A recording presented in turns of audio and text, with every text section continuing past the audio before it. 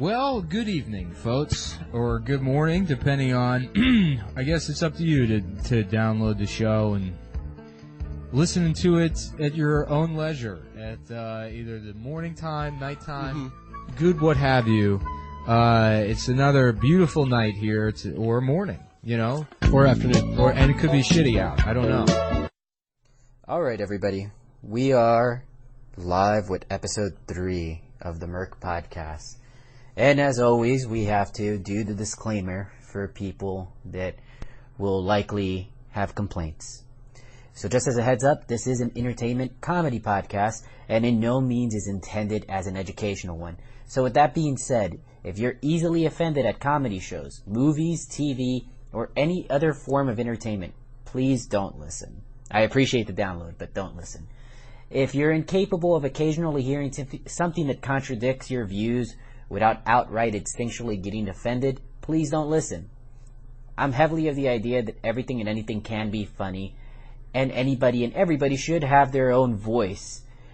So, I feel with that being said, anything can and should be laughed at. Takes away the power from some of the ideas that might be able to harm others or affect you negatively. So with that being said, welcome to the 3rd episode of the MERC podcast. Never back down to back down. Now for gaming news this week, we're going to be talking about Yakuza 6. Actor was suspended from the talent agency due to an organized crime link.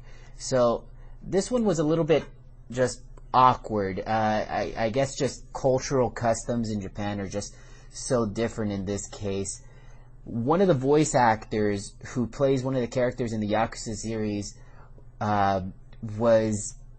is just going to be basically retconned and deleted from the history of this game just because he basically knows a friend of a friend who's actually in the Yakuza. So, I mean, the irony of that, I guess irony, but that just kind of sucks. If you guys haven't played that series, it's definitely worth getting it if you're a Japanophile or just love the culture and just want something out of the ordinary. That game is awesome. Go get it. Any one of the series, honestly. Go for it.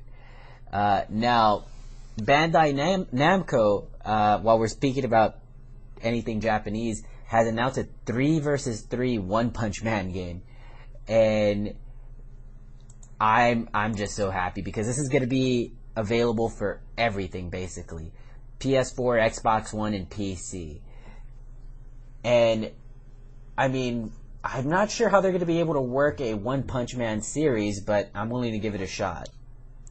And let's pretend that there wasn't an awkward pause there, but we are back and done with that previous story of One Punch Man.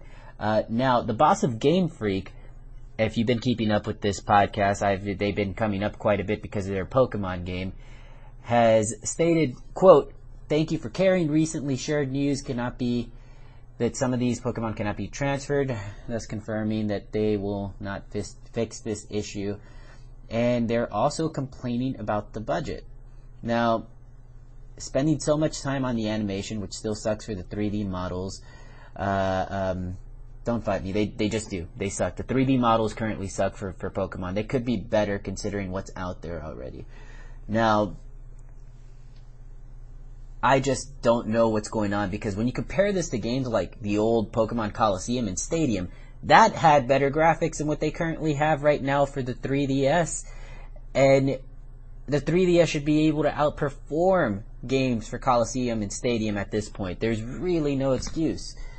Now, I feel like, honestly, the production has been kind of stagnant since 2006 whenever it comes to Pokemon games.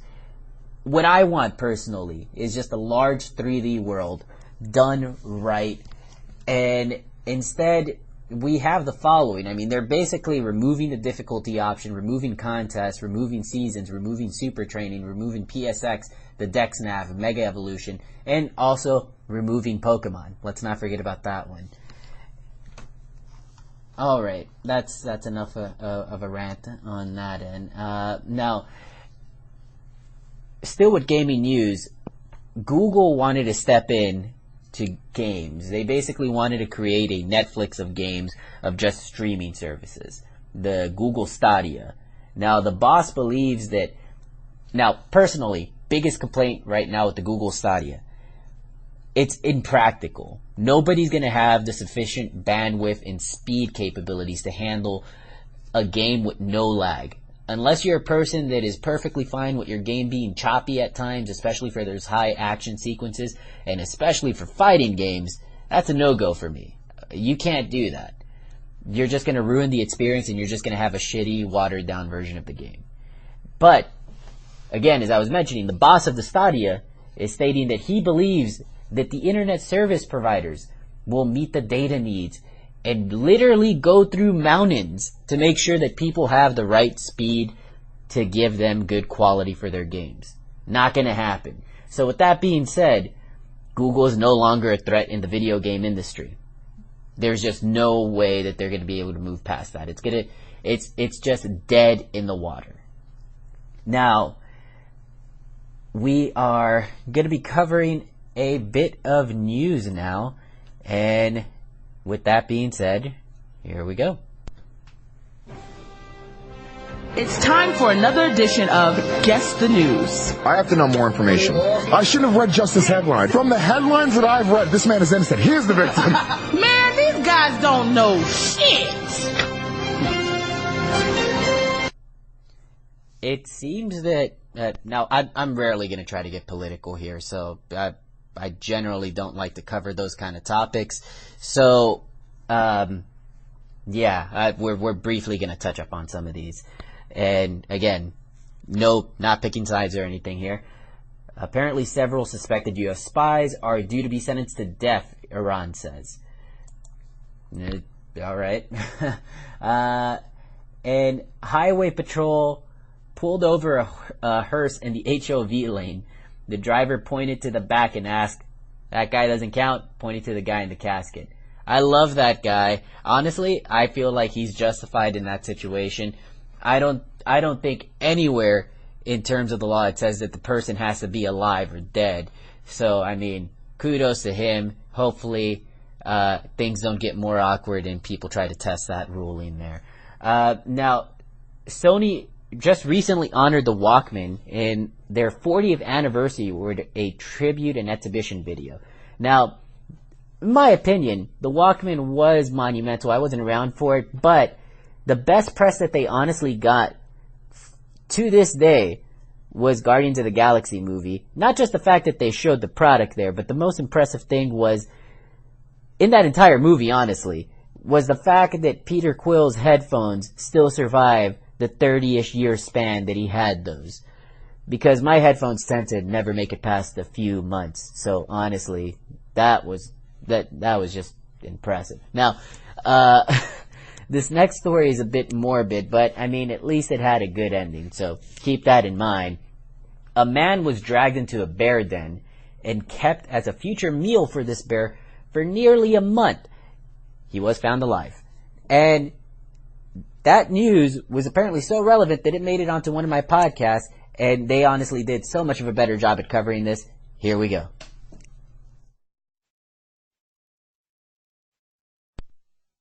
Of the week. Real ass lead. Okay, so we're looking at a guy who was dragged away by a bear and found alive a month later in its den. He was rescued. There's actually a video of him in the hospital. Yeah, we've got a video of him in the hospital, like opening his eyes and saying and confirming his name. If you want to check it out. No way. Yeah, let's see. This guy was dragged into a bear, and he was found in a mummy-like state a month later because the bear was saving him to eat him. Whoa. Oh, God. Nigga looks like Zach. Let me see. Can we get some volume? Oh my fucking God. I don't think there's sound on this video. There's no sound. Yeah. What did he say? Is that really real? He's basically just confirming he had to live off his own urine for a month. But he's just confirming his name. They just asked him that's all he said so far. So my God. The bear didn't leave the den for a whole month? That bear is gross. The bear could leave. The bear would go in and out. He wasn't able to by a certain point.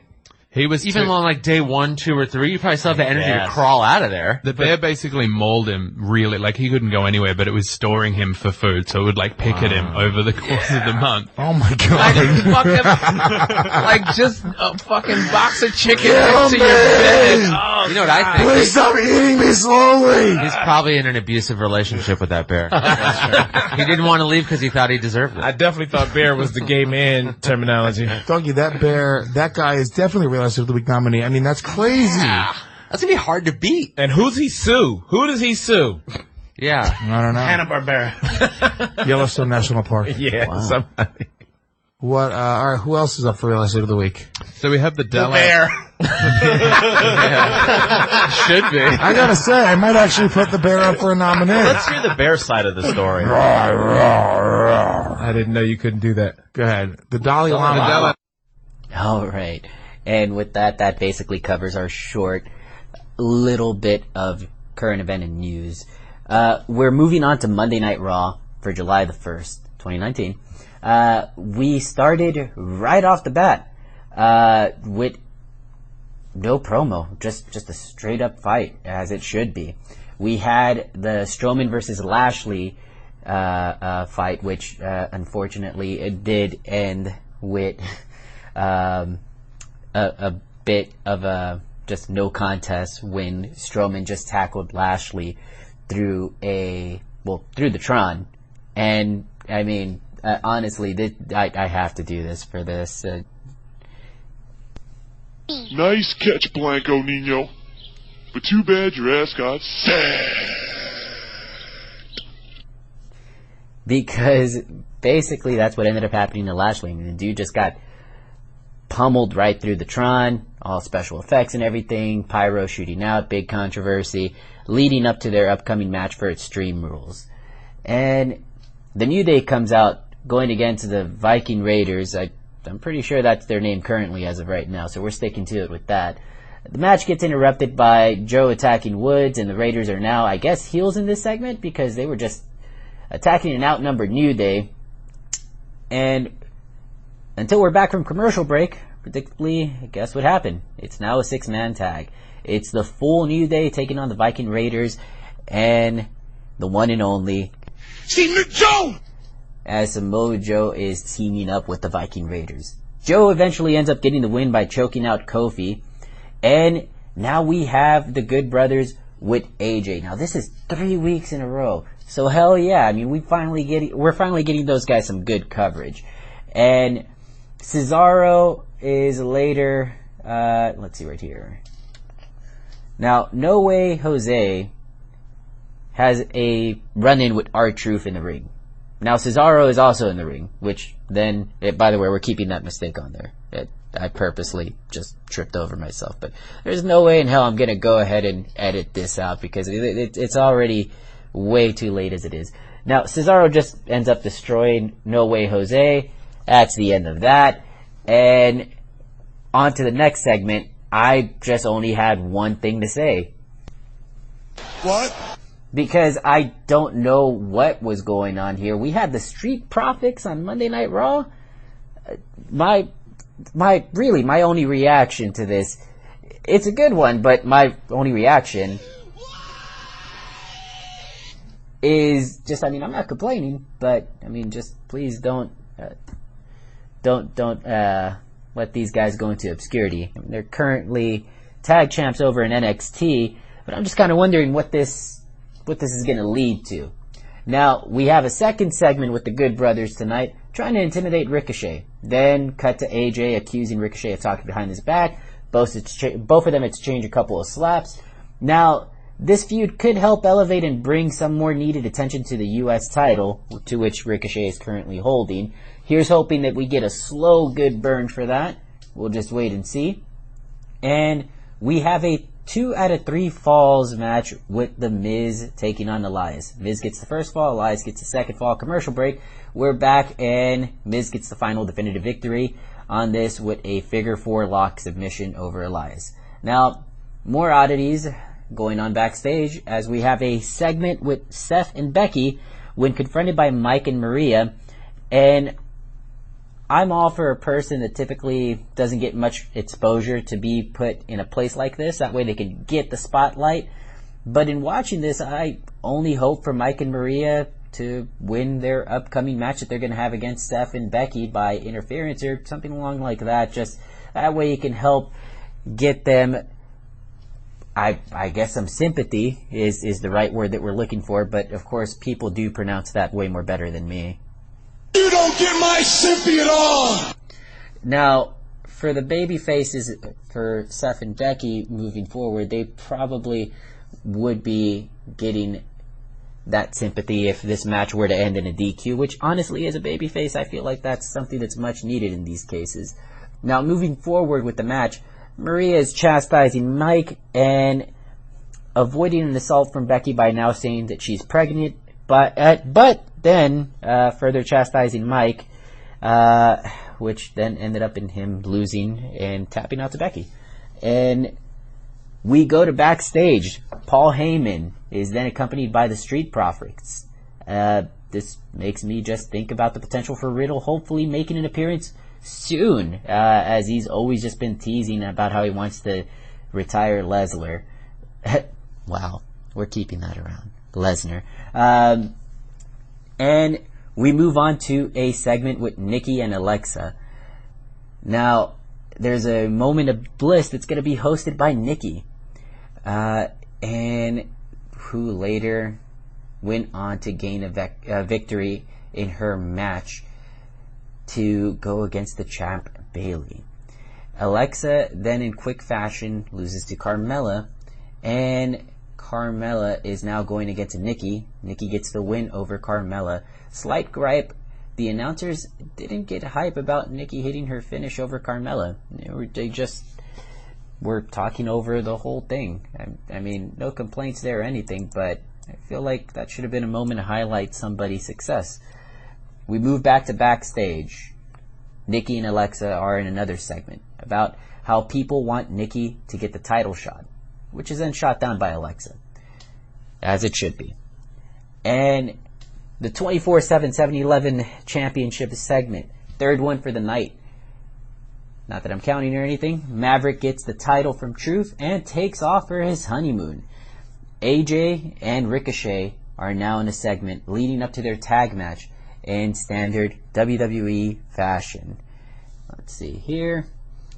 Alrighty. Now, moving forward, we have this match happening again for the third time. And I think this time for the US title.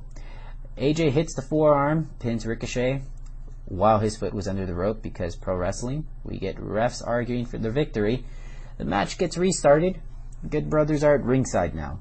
Ricochet still, however, gets a roll-up victory over Styles, thus retaining the US title. And we got definitely one of my highlights of the show. Oh, yes! Yes! Oh, yes! Yes! I'll have what he's having. My literal reaction. AJ's now a heel with the Good Brothers. The club is back. When they ended up jumping Ricochet after the finish of that match, delivering a brutal-looking top rope Styles clash to Ricochet, and then, of course, the Too Sweet pose-off with the cameras ending the show. That's it for Monday Night Raw.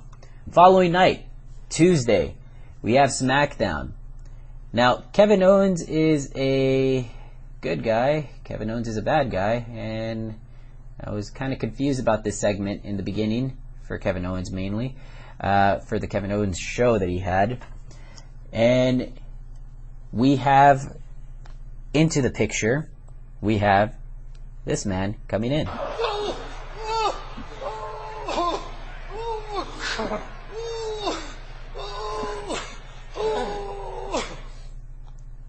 Alrighty. Now, in that being said, we had Shane McMahon and Drew McIntyre then interrupt a segment with Dolph Ziggler, to which Kevin Owens made Shane McMahon irritated, and then we have a tag match of Dolph and Owens taking on Heavy Machinery. Now, if they win, they're going to be added to the tag match at Extreme Rules, making it a triple threat. Now, I myself am not sure where this is going to go, but then again, we did have the bar just pop up out of nowhere a few years back, which is our own Sheamus, and those guys delivered great matches, so I'm all for it, so long as they commit to it. We then go to backstage, and introduced by none other than... That probably blew out a couple ears, but whatever. We have the New Day in a segment with Big E and Xavier Woods talking about the new tag team stipulation, followed by the iconic introduction of Big E, as heard just a second ago. Now, as they walk out, they mention that this is going to be a singles match with Big E going against Daniel Bryan. Question mark. That's definitely a clash of styles, pun intended, and I guess I myself am just super interested to see how this match is going to work out. I mean, we have a very technically savvy Daniel Bryan going against the powerhouse of Big E, Daniel Bryan being the heel and Big E being the babyface. That honestly is my favorite kind of matchup. I love to see just the small heelish bad guy getting one over against the obvious hero. And it definitely ended up working out. With an assist from Bro, and Daniel Bryan ends up picking the victory as he takes apart Big E's knee for the majority of the match. We go backstage now with R-Truth just showing how he lost his 24/7 title against Drake Maverick last night on Monday Night Raw. Definitely showing some emotion to it, and I'm loving it. Again, Truth is definitely working this to the fullest potential. And we cut to backstage again, Alexa Bliss and Nikki Cross, as Alexa tells her that she will be hosting a Moment of Bliss tonight. Now, no complaints. At the start of the segment, I wonder if Nikki was instructed to speak slow because of her accent, or I don't know. I never had a problem understanding her. And I hate to say it, but every time I hear a Scottish accent, I always get reminded of Craig Ferguson's bit about Sean Connery. There's no bit here. You guys can go search for that one. That's just good stand-up comedy. And as a result of that Moment of Bliss segment, we have Nikki Cross challenging Bayley to a match.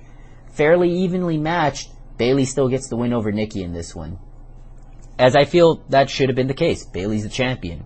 There's no way that she should be losing unless there's the title on the line and it's changing hands, or there's some obvious just heelishness, trickery going on. Then we go backstage and see Kofi as they set up for their face-to-face match with Samoa Joe.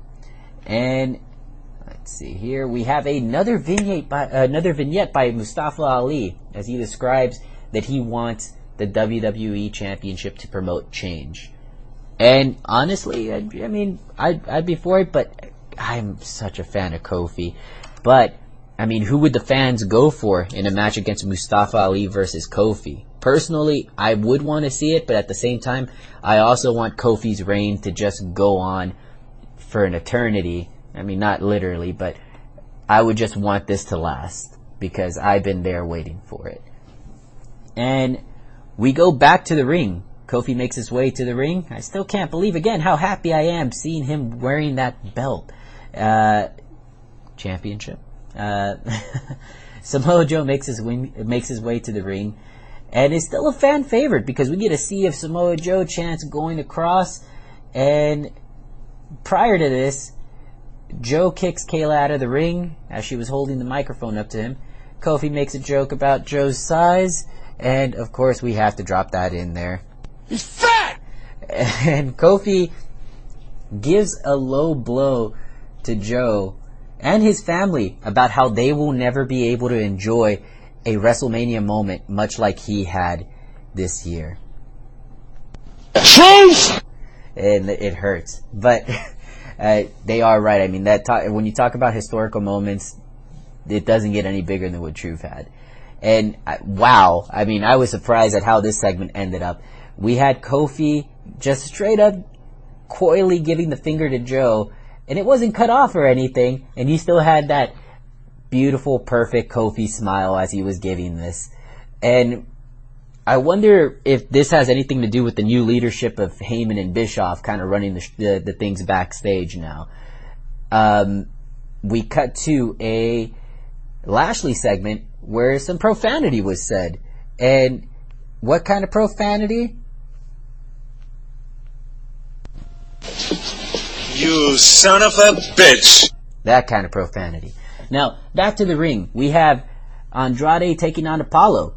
Andrade gets the win in this one with an assist from Selena Vega, as it should have been, because, I mean, you have a heel going against a babyface in that case. Backstage, we have another segment with Dolph and Owens. They're actually going to try to make this happen. But what happened to Sami Zayn? I don't know. Well, we'll hopefully see more of him later on in the couple weeks that are followed. Now, we have a backstage shot of Ember Moon as she's making her way to face Mandy Rose. Cut to an Aleister Black segment. What happened to Bray's segment? It's been a while. I'm not complaining, but I mean, wanted to see what's going on here. But anyway, Black is still just waiting for an opponent, hopefully for Extreme Rules. Back to the ring. Match starts with Ember Moon. With Ember Moon taking on Mandy, who is accompanied by Sonya Deville. Ember picks up the victory in this case. And oh shit, Shelty B has a backstage segment. He's asked a question in regards to who will win in the upcoming WWE Championship match. But it is only replied by his silence and him looking around for a very, very long time in what is probably going to be a memeable moment that I will be searching for. And you know what? Fuck it. Let's see more of Shelton. I'm all for this. I just hope that this is going to lead into him giving the assist to somebody. And again, we are hopefully able to see more of him. Now, this segment actually was covered in ENC's podcast when they had Truth on recently. And here we go. I hurt Shelton's feeling, man. And this is a true story. You just brought that up, and you can ask Shelton when you talk to him. Tuesday night, Shelton got mad at me because I would not listen to EPMD. And I told him, I said, dude, what was the other, Eric Sherman, right? Eric Parrish making dollars. Okay, well, Eric was the one that I told him, he sucked. He sucked ass. Sorry, I got my daughter in the car, but he was bad. Eric was bad. And I told him, I said, dude, it's just like a tag team. Sometimes you don't get over as well as the other. You need both of y'all. I said, Eric need Parrish and Parrish need Eric. I said, if it ain't You Got to Chill, or what was the other song they had? Wow. And Shelton looked at me and walked off. And he was like, yeah. Well, that explains his pre-tape then. It was you he was looking at. Yeah. Huh? It was you he was looking at in that pre-tape. That's what happened. You were back there. You were telling about EPMD. He was looking around all confused, and then he just walked away. Blame you for that, too. And there we go. Definitely worth a listen to for that episode, if you guys don't already follow the ENC podcast. Now, we're on to the main event. Man, those levels are high. And we have a tag match with Dolph and Owens taking on Heavy Machinery, with commentary from the New Day at one side of the announcers, and on the other side we have Daniel Bryan and Rowan, which the result ended up in everybody attacking each other and a double cross between Dolph and Owens, and that's that. End of the show. On to 205 Live. Wow, a good promo from Nice, Gallagher, and Lorcan. I love the pairing. They'll be facing Gulak, Mike, and Daivari, but just wow, I'm super excited for that match. Now, Drake Maverick, the GM, is MIA on his HM. Sorry, honeymoon. And kicking it off, we have the Lucha House Party taking on the Singh Brothers. Once again, a mention that Jalisco just did his first Make-A-Wish, and that this will be a tornado tag match, with Kalisto staying out of this one. Now, I can't help but think about the interview the Singh Brothers did on ENT Podcast every time I see them, and the journey that they've had, how long they've been at this, their training, and all the times that they've snuck in the past to WWE events to try to get in. Now, Nigel did make a Freebirds reference and a Von Erichs reference. Way to go, man. You gotta rep the World Class Championship Wrestling. And really cool move on Grand Metalik with a reverse sling blade that just looked like a cooler version of a bulldog. And now the Lucha House Party, they ended up taking up the win for this episode. The video package leading up afterwards was hyping up the attributes of Humberto Carrillo. Mike Canales is now seen backstage in a segment, very emotional over the events that happened last night with Maria, hyping up the match that they have tonight. The 6-man tag match is now set. As mentioned before, this is going to be the trio of Lorcan, Gallagher, and Nice taking on Gulak, Bennett, and Daivari. Lorcan sporting some very appropriate 205 Live colors for his gear this time, and Nice ends up getting the pin victory over Mike Canales. Then everything just goes crazy, everybody just starts attacking each other, and the 205 Live. Unfortunately this week, training, not a negative, got in the way of me, of course, catching NXT and NXT UK, but I guarantee you, like every week, not a miss. Go watch those.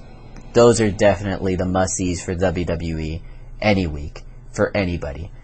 Now, the reason I missed this was because I was actually working for the New Japan Pro Wrestling G1 opener here in Dallas, Texas. I was able to participate in the press conference event as just part of the staff, helping out where needed, and trying to, of course, stay humble. I, of course, was not involved in any way whatsoever as far as matches, just FYI. As a result of that, I was able to take place at that press conference, as mentioned, just due to the fact that it's taking place here in my hometown. And I mean, honestly, I was marking out internally the whole time, keeping that bottled up as much as I can so that I can maintain a shred of professionalism and go back to my days of bodyguarding and security days. I mean, I was just full mode, decked out, basically in security in just Secret Service mode. But I do think that this was the first time that I was honestly starstruck in my life. As mentioned before, I did do this for a living. I did meet a couple celebrities, a couple of comics, and a couple of musicians, but it didn't mean much to me. They were just some guy that had a large fan base. But back to the starstruck moment. As I was in the hallway, Okada walked past me, all smiling in press mode in his suit with that shiny big ass belt on his shoulder. I wanted to shake that dude's hand, say hi, or do something, but I just stood there frozen like a dumbass in a suit. I do think, though, that this was just for sure my highlight of the week. I got to meet Jushin Thunder Liger, help out with the photos.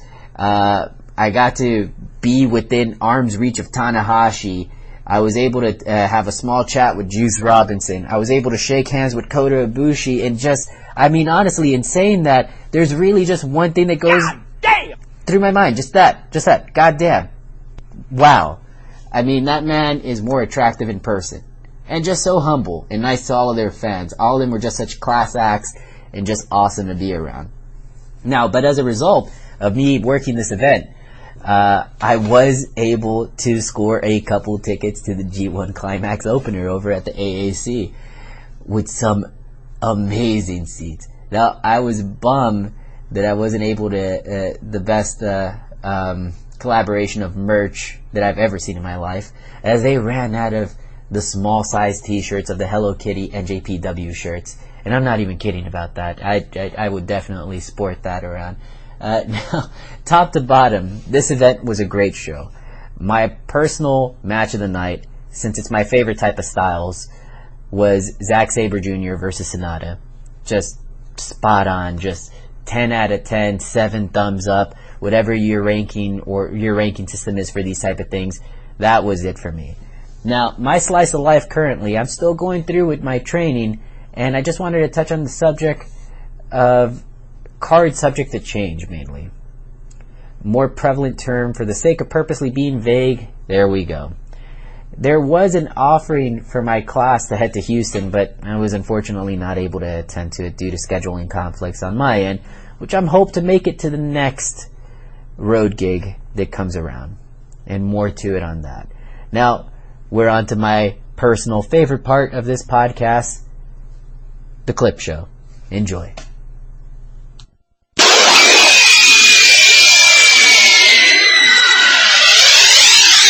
When you hear that bomb blast, get a shot blast. Listen to the podcast, it's all up in your bomb bag. Big J kills them like old 10 cents in a quick. It's the fingerless blood, don't get break quick by that big dick Dave Smith. Get all up in your ribs while he talking politics. Or get bit when you rattle by that Puerto Rican snake. They natural born killers, legion of skanks. Lewis, or is it an undetermined revenge? Undetermined revenge. Could be anything. Although, shit's on the table. Wait, no, right this now? is Skankfest. There's shit on the table. Shit, or as we call it at Skankfest, the nuclear option, is on the table. Yeah, Ari, I gotta be honest with you, man. You're making me a little bit nervous this whole time. I don't really care. Like, if you want to throw a piss at me or whatever you want to do, fine. I don't want to hurt the fans. Why do I always gotta be sitting between you, your enemies, and fluids? It's a fair question. I'm gonna be wearing Ari's number 1 and 2 by the end of this goddamn festival. Ari, you have to... He's right, That is how you sound to everybody. Someone finally had the balls to call you on it. You stinking talking. Nice fucking talk, dick.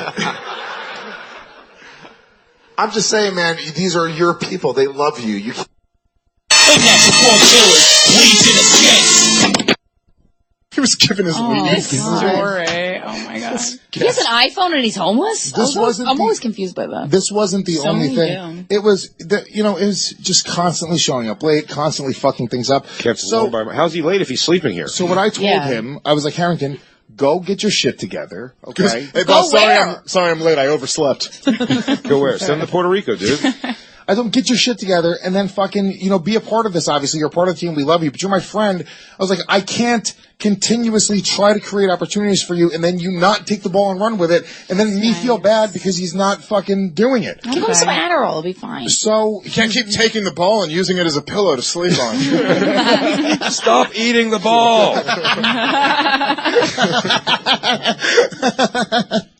Stop eating it. It's no, rubber, no, Mike. No, it's no, rubber. no. So that's hungry. leather, man.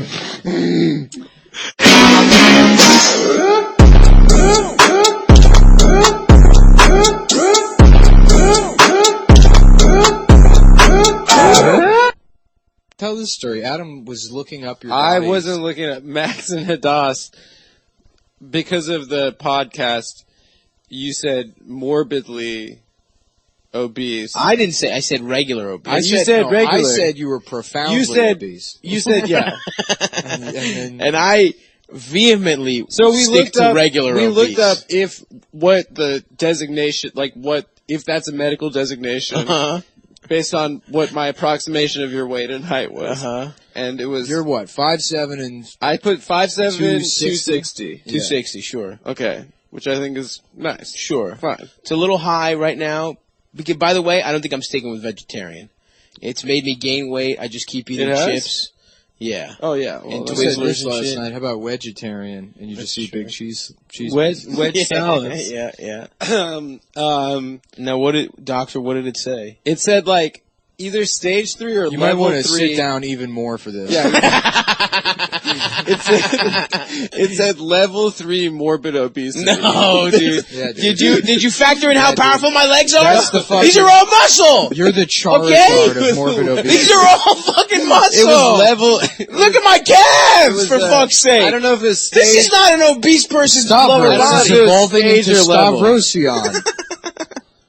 Fuck you, motherfucker. I don't know if it was stage or Stavrosian used eat. It was incredibly effective. Stavrosian used fatten. By the way, that's not a nuanced enough tool. Cause I'm not a regular motherfucker. Alright? I got a different kind of body. Sure, my stomach needs a little help. Nuance to you is like when there's a dollop of mustard in pea soup. It's true. That's the only What's one of context. the kinds of nuances there are? That can taste just a little bit of something. Yeah, Okay. That is nuance to me. However, I also I can't be categorized this easily. I have very powerful haunches. I'm just saying, in terms of height and weight. It's too simplistic a tool. In terms of BMI. Most people with this kind of height and weight wouldn't be this powerful. But I'm not most people, Adam. Okay, I'm not level trying to 3 say morbidly obese. I'm regular obese. It might for be the last stage time. 3. I'm not sure if it's level 3 Whatever it is, 3. I don't give a fuck. The point is, and also, like Nick said, that tool is flawed. There might be 25 stages. You might be early. No, you might be low I reject. stage. No. I will not do this. I'm trying to give it to you easy. Absolutely not. I mean, looking at you and knowing that you're stage 3 or whatever, I don't believe there's more than 5 stages. No, that's a false diagnosis. These aren't medical professionals. I don't know what the fuck they're talking about. 2 more stages after this. There's no way. The next stage is, computer monitor pulled up to your bed and you live off fucking Taco Bell 4th meals that are brought to you by some probably mentally disabled Hispanic woman that is your wife or something. I don't really ever know those people's roles. And then stage 5 is doing the little hand bike. Yeah, a funeral where the hearse is a U-Haul truck. That's stage 5. It's when they bury you in one of the boxes they ship pianos in. Anyway, here's the point. I am not that. You bring me a certified stage 3 obese motherfucker, I'll beat them in any test of physical strength. I was laughing about stop being like his next thing in comedy is to be like one of those girl comics. It's like like about how like women are so bad at sex, or whatever. But you're like, yeah, they can never find the dick. Women are so incompetent. Fellas, am I right? Yeah. Silence. Absolute silence. Nah, because they push the fat out and they can barely see it. Then they start spitting, hoping maybe that'll do something. It'll hit the head. They're licking the lips. They're sucking on the lips. Sucking on your cock lips. Fellas, you know what I'm talking about. Big fat flaps that envelop your dick.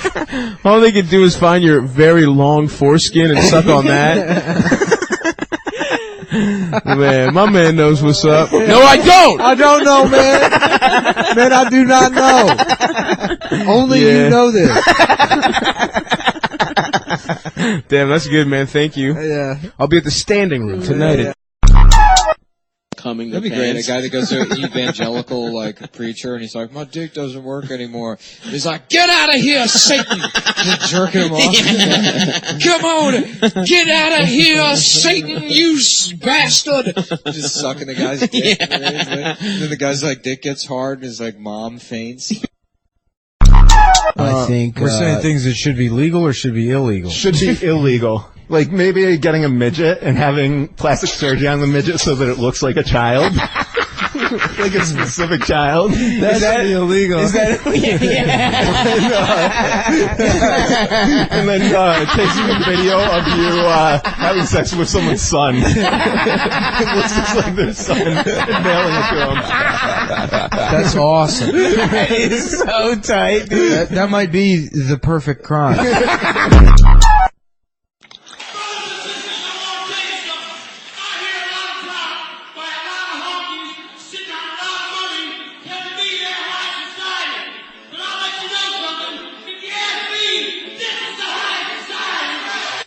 Had a great time at Skankfest. Thank you to everyone, especially Brooklyn Bazaar. What a great, wonderful venue. Have you heard? What? We're kind of on the outs with those guys. Apparently they made some stuff up about how everyone was unsafe because some ginger was there. It was weird. It's very odd. Oh my God. Yeah. Brooklyn Bazaar is... I invested in the Brooklyn Bazaar after Skankfest. I own 25% of Brooklyn Bazaar. Why wasn't I made aware of this? Why would you buy a Pollock fucking wedding hall? Because why wouldn't I? They also said that... I make smart investments, Chris. They also said that the person in question was brought in through a side door. Now, I was doing drugs in all sorts of crevices in that building. Don't say that out I loud. did not find a side door. Alex, you fit in smaller spaces than me. There were absolutely no side doors. Yeah. No. Yeah, front door. I thought I heard a helicopter at one point. Maybe there's a helipad on top of the place. you're just fat Henry Hill from Goodfellas. Oh, okay. Oh, it was the fucking Coke paranoia. Yeah, it was, yeah. Makes a lot of sense now. And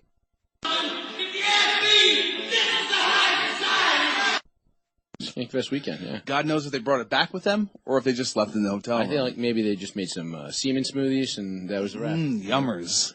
And then, of course, we did Zach Amico's Midnight Spook Show. That was fantastic. That will air tomorrow. If you're listening to this live, that will air tomorrow night on Gas Digital, midnight.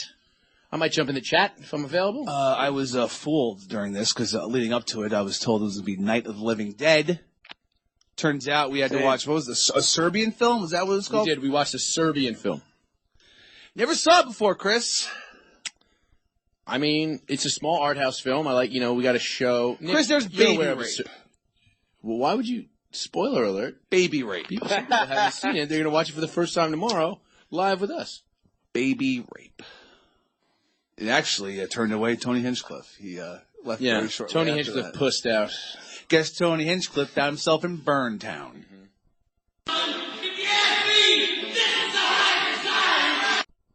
Websites maybe like 5-10 years ago where it was like autoplay everything, fucking like moving shit. It's like this is very busy and very like low class and like bad. It's hard to find anything. Short Netflix. Are you saying Netflix is for poor people? Is that what you're saying? Yeah. Let's say that. I like it. Nick DeLeon. No, it's not WWE Network. Oh, The yeah. Alliance won. You guys saw the big news today. What? Yeah. Eric Bischoff and Paul Heyman are now. Paul Heyman's now in charge of Raw. This is real life, by the way. Paul Heyman's in charge of Raw. Eric Bischoff is in charge of SmackDown. Finally, after 18 years, the Alliance has won the war. That story has finally paid off. Finally. That storyline from Vince 2001. Genius. And did you? I learned about this today. Did you hear about the Tommy Dreamer story? No, but did you? I'm sure it was recorded on this network. When he was really down and out, he planned on going. I forget which WrestleMania. It was WrestleMania in Houston. He planned on taking a gun into the crowd, into the place, into the stadium or whatever arena. Harley Race did that already. And he was going to jump the table, go to where Heyman was broadcasting from, shoot him in the back of the head, and then kill himself. He had that plan to murder-suicide during a WWE. Wow. You guys, heard it here first. Tommy Dreamer, gay. That is a gay thing. That's what it sounds like. Commit murder-suicide. I've heard, yeah. We polled an entire room of people playing bar trivia earlier today. And they all agreed. Or earlier this week. They all were like, yeah. Yeah, that's it's gay. That could be perceived as a homosexual act. Yeah. We know Johnny thinks it's straight up gay. Johnny, your thoughts? Straight up. There you go. Gay one, Johnny. Really? Just ask this scientician.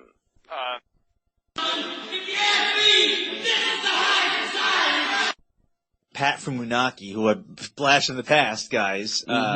So I'm driving his truck near News Corp one day. I was like, "That's Pat from Munaki." What an interesting. Wasn't he a world we live professional in. eater for He a while? was. Yes. Now yes. that guy would definitely throw this contest. Luckily, he's not in it. Yeah. But Zach is buddies with what's that black guy who chugs stuff? Alex, Nate, one of you. OJ? No, he's that black guy who kills white women. Smoke weed every day. I believe his. Quadron. You know, I hear they're bringing Destiny. They're going to bring Destiny 1 bring it back, and they're going to incorporate it into the Destiny 2. Like, they're not going to make a Destiny 3. They're just going to call it Destiny World. Yeah. And then they're going to just have DLCs for like extra content. But if you don't buy that stuff, you can still play. Yeah. You know what I mean? So that's do your cool. viewers even know what you're talking about right now? We're talking about they don't care. Okay. You know, they know.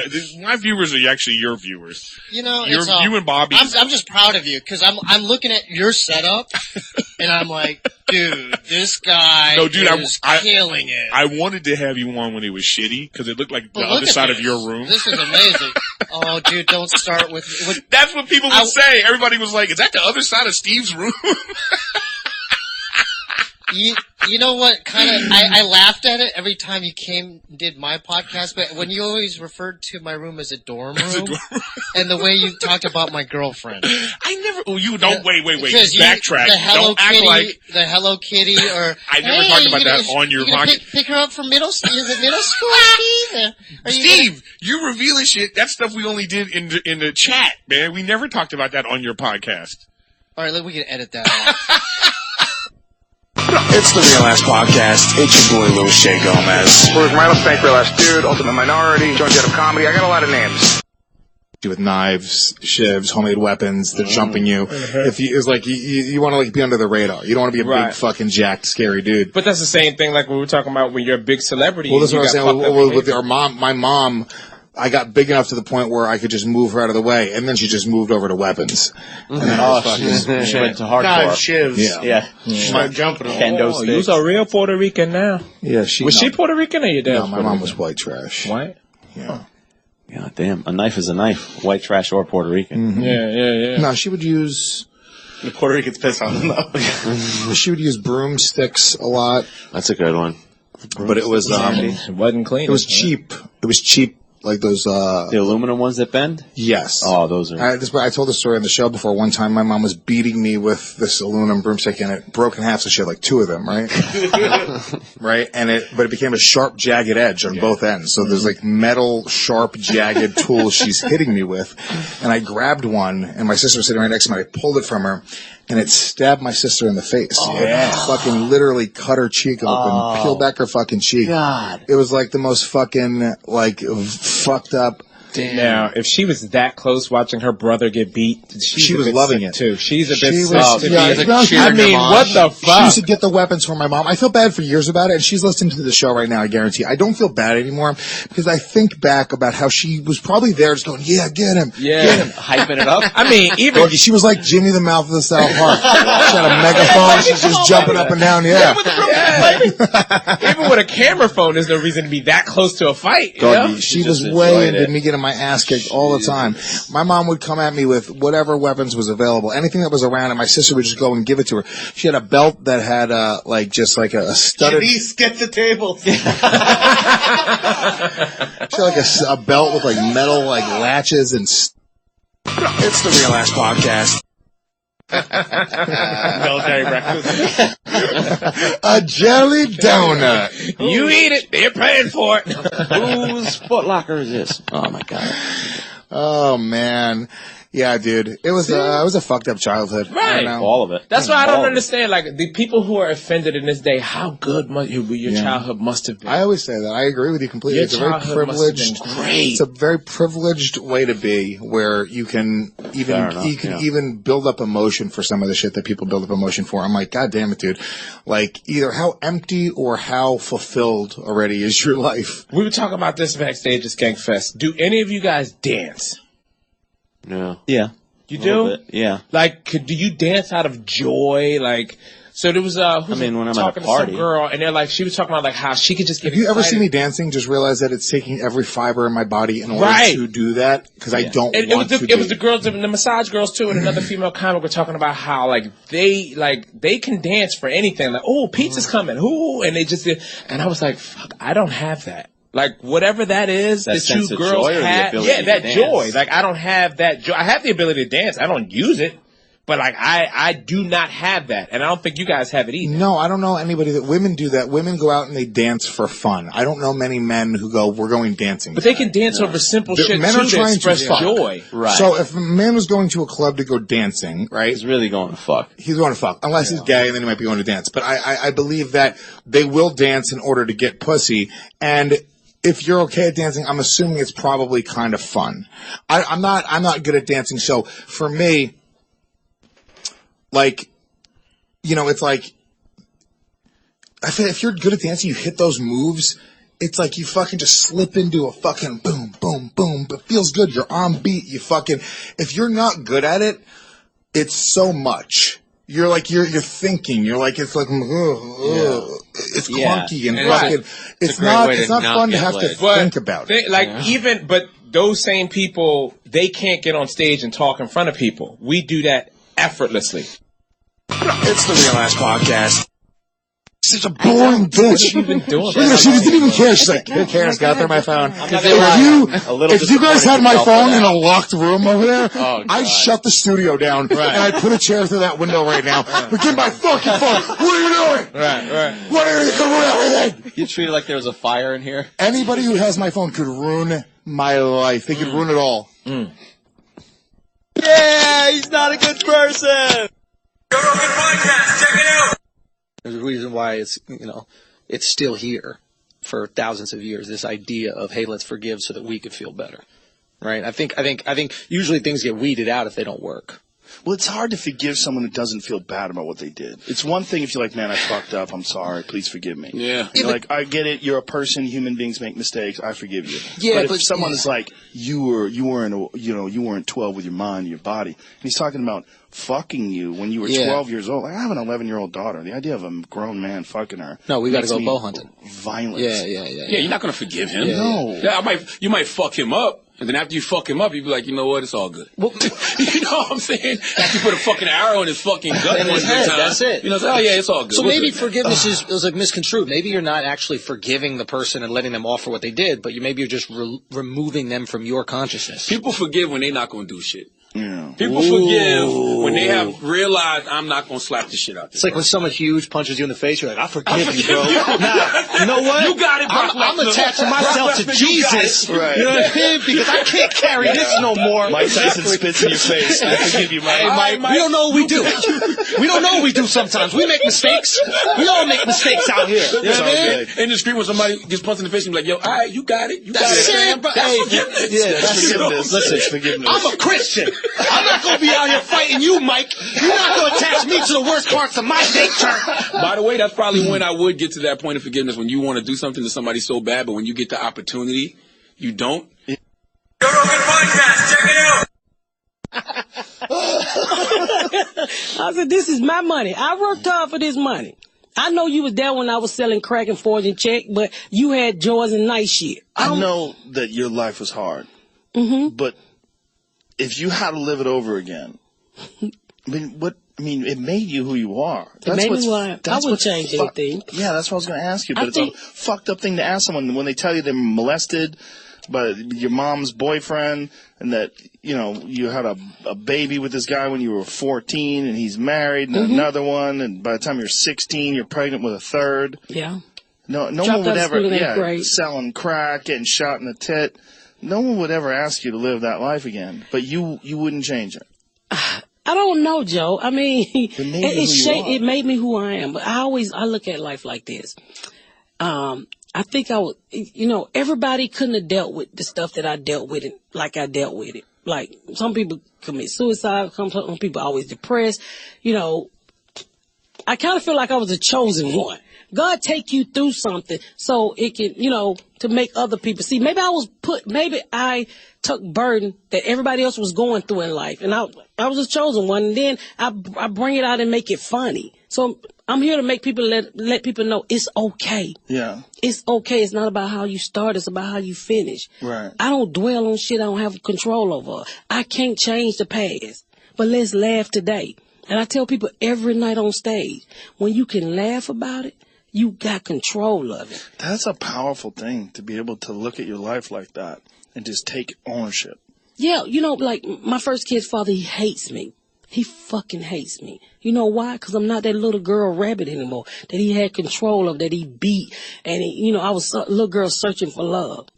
In this whole situation, I learned to love myself, Joe. Are you still in touch with him? Yeah, I talk to him. He be cussing me out. He's lucky he's not in jail. Yeah, that's what I be telling him. I was like, dude, you're a child molester. He's a child molester. You're a child molester. I'm not a child molester. I remember when I needed closure, and I was out here in LA, and I'm starting to tell these stories about my life, and I just wanted him to apologize. He shot me in the back of the head, fucking beat me. Jesus Christ. So I wanted him to apologize. And I was like, why do you need him to apologize? I said, I just want to hear it. I just want to say, Rabbit, I'm sorry. So I called him up, and I said, Daryl. We started talking. Oh, should I say his name? Uh-oh. Daryl, you're going to jail. So I called him and I asked him to apologize. And I said, how can you fuck a 12-year-old and you grown and you married? You know what he said? He said, your mind and body wasn't 12. And that shit kicked me in my fucking chest like a horse. And I boo-hoo. And that day, Joe, I decided I was no longer going to ask him to ask me to forgive him. I decided to forgive him. I forgave my mama. I forgave my mama boyfriend and everybody else that stepped on me. And I said, no longer am I ever going to want to come. I say from that day on, I'm never going to ask y'all for forgive. I'm never going to ask you again. I decided to forgive you. And that day I forgave him, my mom, and her boyfriend. And exactly what caused them. Oh, they'll fix that shit. They figured out. Oh yeah, they'll fix that joke. Yeah. If they can fix a soft penis, yeah, they'll fix a man dick. But we can't do nothing with our body. Yeah. Exactly. Stop fixing soft dicks and everything else will be solved. No. I don't think that would work. They already fixed that, so they can't say stop fixing soft dicks. They'd have to unlearn. They'd have to unlearn Viagra. Look.